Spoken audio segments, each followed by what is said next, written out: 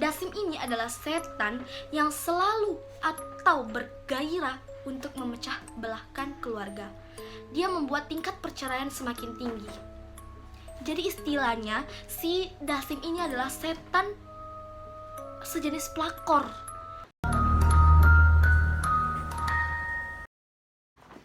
Hai semua, assalamualaikum warahmatullahi wabarakatuh. Selamat datang untuk kalian semua di channel aku, PS Bila. Terima kasih sebelumnya untuk kalian yang udah klik video aku. Sebelum kita mulai ke videonya, sebelum kita mulai ke inti dari videonya, aku mau kalian semua, SS semua yang ada dimanapun yang nonton video aku ini, yang udah ngeluangin waktu untuk nonton video aku nih, untuk klik tombol subscribe di bawah, terus nyalain deh loncengnya agar kalian gak ketinggalan video-video aku selanjutnya. Oke, jadi terima kasih banyak buat kalian semua yang udah luangin waktu untuk channel aku, untuk nonton video aku kali ini. Terima kasih banyak, semoga kalian bisa mendapatkan hal-hal positif dari channel aku ini. Jadi sebelum aku mulai, aku mohon kalian untuk simak video aku dari awal sampai akhir, karena di akhir video aku bakal bagi ke kalian semua tips bagaimana caranya mengusir setan-setan dari dalam diri kalian. Jadi misalkan kalian ngerasa nggak beres nih, kayak punya sifat-sifat dari si setan nih, nah kalian bisa ruqyah diri kalian sendiri dengan tips yang nanti aku kasih ke kalian semua, oke? Jadi kita lanjut ke videonya. Di sini aku bakal bahas seperti judul di bawah. Aku bakal bahas kali ini untuk kalian semua. Aku bakal bahas tentang 15 nama setan dan tugasnya. Jadi guys, aku di sini nggak bakal bahas tentang nama-nama setan yang biasa kita dengar atau yang familiar gitu atau yang ada di film-film gitu, enggak. Tapi aku bakal bahas nama-nama setan dan tugasnya yang ada di dalam Islam.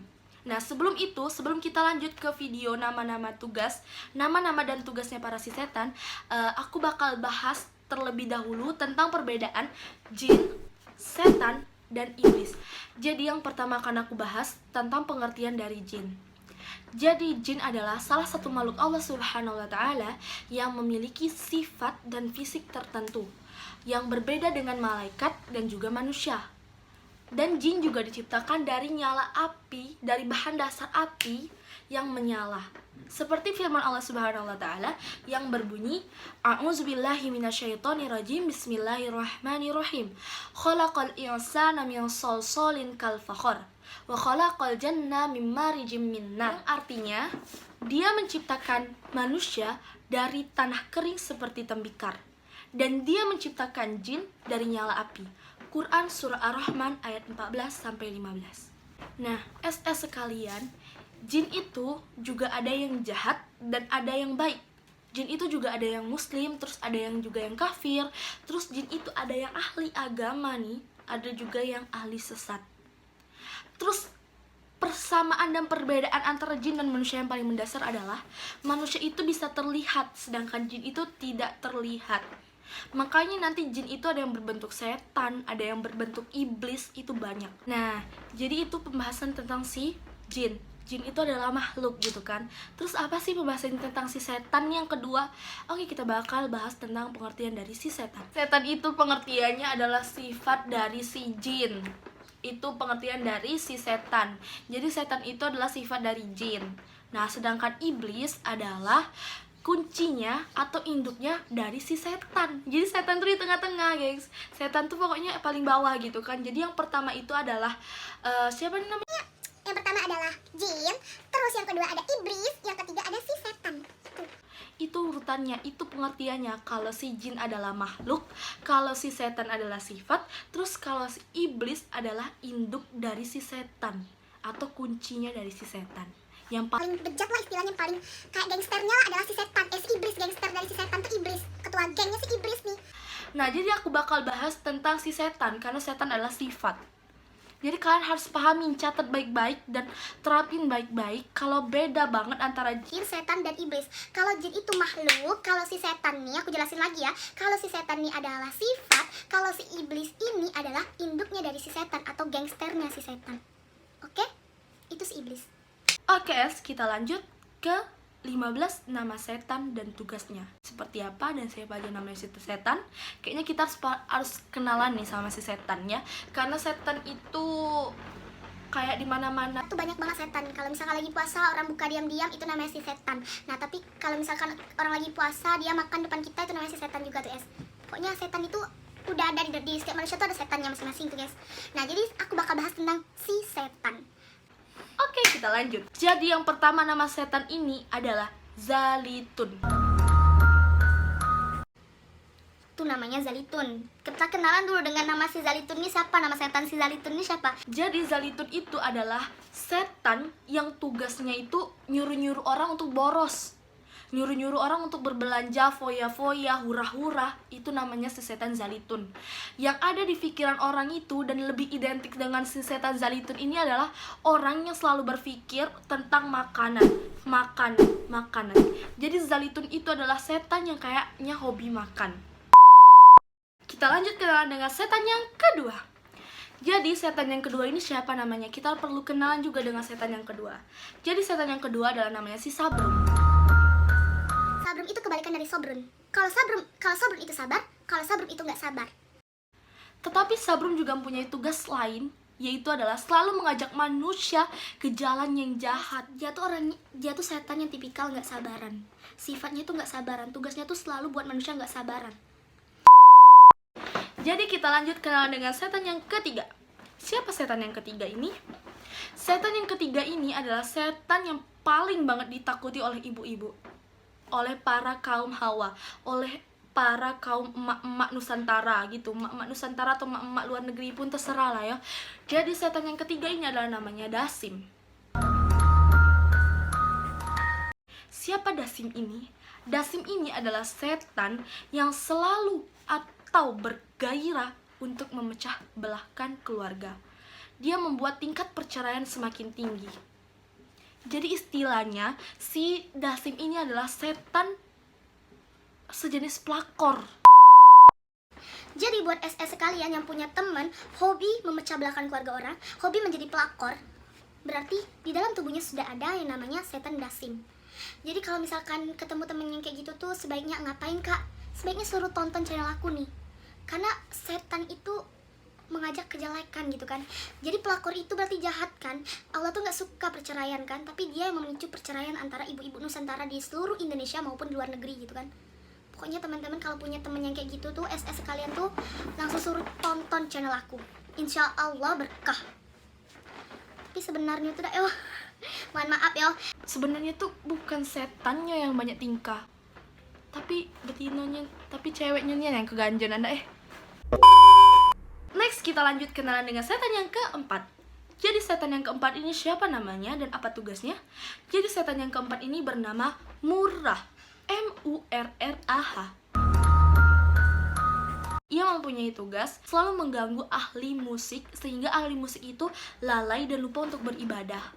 Nah, jadi mungkin karena musik juga haram, mungkin ya, ada beberapa ulama atau beberapa hadis yang menyatakan kalau musik itu haram. Nah, musik yang dikatain haram tuh mungkin Musik yang melalaikan, kayak musik yang yang membuat gairah gitu ya, yang keluar badannya lenggak-lenggok gitu, yang kayak mana ya, yang meningkatkan hawa nafsu seorang gitu, lawan jenis lah intinya ya, yang kata-katanya kotor di dalam lagu tersebut, itu mungkin oleh karena itu mungkin musik haram. Jadi ada setan yang namanya Murrah ikut bersangkut paut gitu. Lanjut kita kenalan dengan setan yang kelima. Jadi setan yang kelima ini adalah setan yang bernama Laknis. Laqnis. Jadi Laknis ini mempunyai tugas, ia selalu mengganggu orang yang sedang bersuci, sehingga ketika bersuci seseorang tersebut tidak sempurna bersucinya dan tidak afdal bersucinya. Next kita kenalan dengan setan selanjutnya, setan yang keenam. Setan yang keenam ini adalah namanya Masud. Jadi Masud ini adalah setan yang bertugas untuk memfitnah, mengadu domba, pokoknya menjelek-jelekan orang lah. Jadi buat SS sekalian yang punya temen hobi ngasut kayak gitu, hobi membuat fitnah, itu berarti dalam dirinya sudah ada namanya setan Masud. Jadi berhati-hatilah, waspada terhadap setan Masud. Karena setan Masud ini berdampak sangat luar biasa juga. Kan dia juga bisa memecahkan antara pertemanan gitu kan. Yang awalnya baik-baikan, lama-lama jadi musuhan. Aduh keterlaluan. Next kita lanjut lagi dengan setan yang ketujuh. Masih setengah setan lagi yang harus kita bahas. Jadi setan yang ketujuh ini adalah namanya Lakhus. tugas si Lakhus ini selalu mengajak manusia untuk menyembah selain Allah Subhanahu wa taala. Kayak syirik kayak itu, kayak musyrik kayak gitu tuh, kayak nyembah pohon kayak gitu, nah nyembah batu, pokoknya nyembah yang lain dari Allah Subhanahu wa taala. Pokoknya itu namanya Lakhus. Jadi buat teman-teman yang punya teman yang hobi nyembah setan, padahal setan dihasut oleh setan, nyembahnya ke setan lagi, nah itu berarti mempunyai sifat namanya Lakhus, atau mempunyai dari dalam dirinya udah tergoda oleh namanya Lakhus. Pekerjaannya si Lakhus ini sangat luar biasa, menyekutukan Allah gitu ya, yang nggak diterima banget nih kalau si Lakhus ini. Kalau yang lain mungkin masih biasa-biasa aja, tapi kalau si Lakhus ini udah luar biasa gitu, udah di tingkat kecenderungannya lebih tinggi dari yang lain gitu ya. Kita lanjut kenalan dengan setan yang ke-8. Jadi yang ke-8 ini mungkin setannya pada zaman Nabi. Jadi aku akan bahas saja tentang setan namanya Abyad.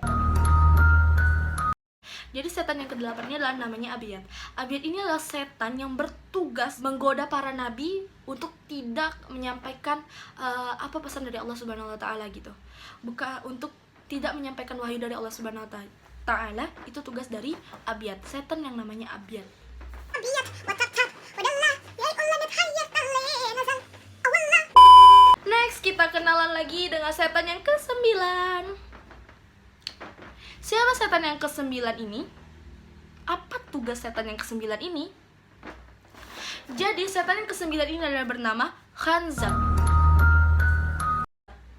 Tugasnya adalah mengganggu manusia yang sedang beribadah, sehingga manusia itu ketika sholat merasa was-was, selalu mengingat duniawi. Tuh, kalau lagi sholat tuh ya, Allahu Akbar, tiba-tiba kalian ingat gitu kan, tiba-tiba kalian ingat, oh iya, aku taruh uang di mana ya tadi. Nah itu godaan setan Abyad. Terus tiba-tiba kalian kayak ngerasa was-was, ini hilang atau enggak nih, motor bakal hilang atau enggak nih kalau misalkan kalian sholat di masjid. Nah itu yang mengganggu adalah setan namanya Abyad. Dan Abyad ini juga selalu meruntuhkan keyakinan seseorang terhadap agamanya. Hobinya ngancurin.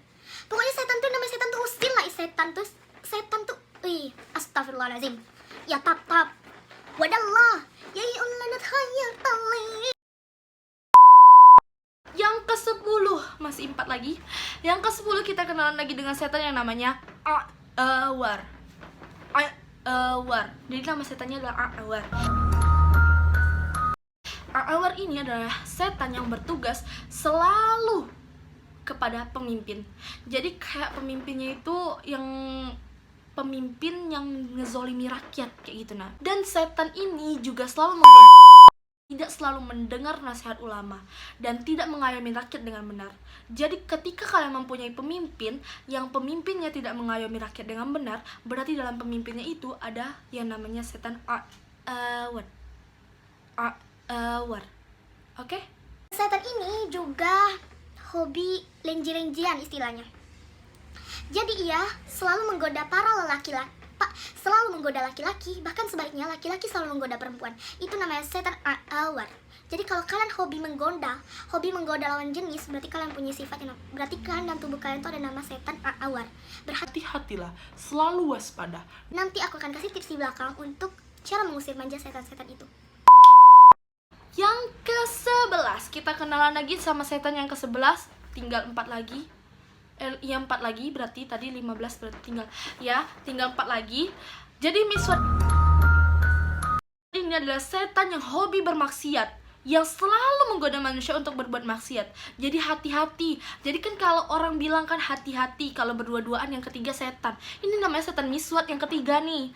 Hati-hati maka dengan setan Miswat ini. Setan Miswat ini kayaknya bahayanya tingkat juga nih. Soalnya dia dapat membuat seseorang itu menjadi cinta-cintaan gitu, pandang-pandangan, pegang-pegangan, terus yang lain-lainan gitu. Jadi kelain-lainan gitu. Malah jadi cemeno-memewan, terus dari cemeno-cemewan uwe-uwean, terus dari uwe-uwean dibunuh. Itu na'udzubillahi min zalik. Pokoknya kalau kalian sedang berdua-duaan, bawa deh teman kalian satu. Tapi teman kalian bukan jadi miswat, tapi teman kalian jadi pembantas. Kayak kalau misalkan, makanya gak usah pacaran, tapi kalian ta'arufan. Kalau ta'arufan itu punya tahapnya juga. Jadi tahapnya itu ada orang-orang yang keberapanya gitu. Jadi ini kalian nih doi nih. Nah di tengah-tengahnya ini kayak ada dari pihak cewek, dari pihak cowok. Lebih baik kayak gitu sih, daripada ada setan yang miswat namanya, yang selalu berbuat maksiat, yang selalu mengajak ke maksiat dari pegang-pegangan lalu yang kelain-lainan. Bahaya kan? Lanjut kita bahas setan yang ke-12. Kita kenal dengan setan yang ke-12. Setan yang ke-12 ini bernama Khannas.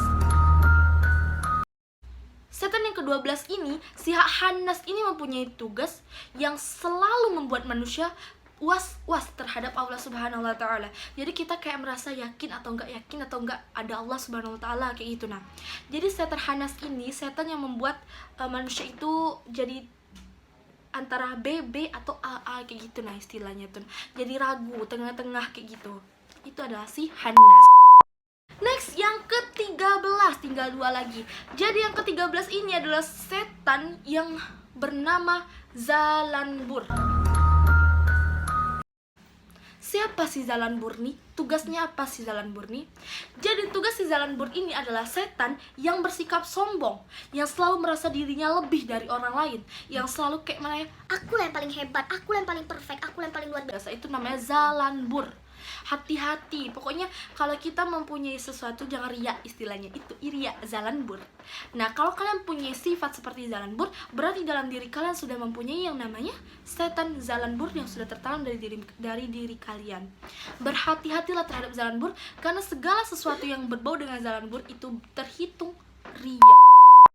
Lanjut kita bahas atau kita kenalan dengan setan yang ke-14. Siapa setan yang ke-14 ini? Setan yang ke-14 ini bernama Watin. Bukan Wati, tapi Watin. Watin itu I-nya double. W-T-I-I-N. Watin ini mempunyai tugas ialah suka mendekati orang yang ketika tertimpa musibah sehingga orang tersebut berburuk sangka kepada Allah Subhanahu wa taala. Dia tuh kayak ngasut juga, kayak berbisik-bisik, "Oi, Allah nih yang buat kau kayak gini nih," kayak itu. Nah, bahaya memang Watin nih. Bahaya. Itu tuh bisa buat Kholik sama makhluknya nih jadi konflik gitu. Yang terakhir adalah setan yang bernama Hafah. Hafah.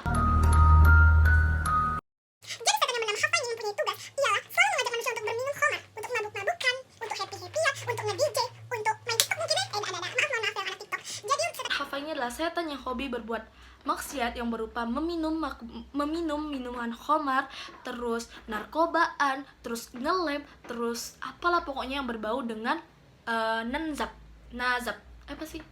Nazab, narkoba, ya pokoknya nazab dah istilahnya tuh kayak deh.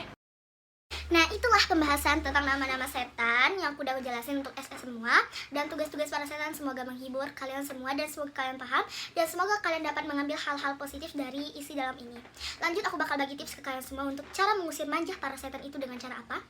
Jadi tips yang pertama yang akan kasih ke kalian adalah dengan cara membentengi diri dengan zikir.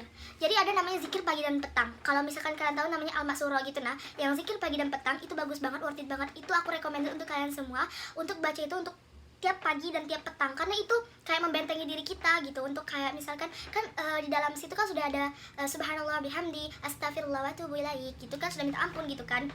Terus dalam situ juga ada asbahna wa asbahal mulku lillah walhamdulillah, asbahna wa asbahal mulku lillah walhamdulillah. Baru tuh ada ayat kursi juga dalam situ. Pokoknya lengkap banget kalau misalkan kalian zikir pagi dan petang. Itu kalian bisa cari di Google zikir pagi dan petang. Nanti kalian dapat buku panduannya di sana. Itu dapat membentengi diri kalian, diri SS semua gitu.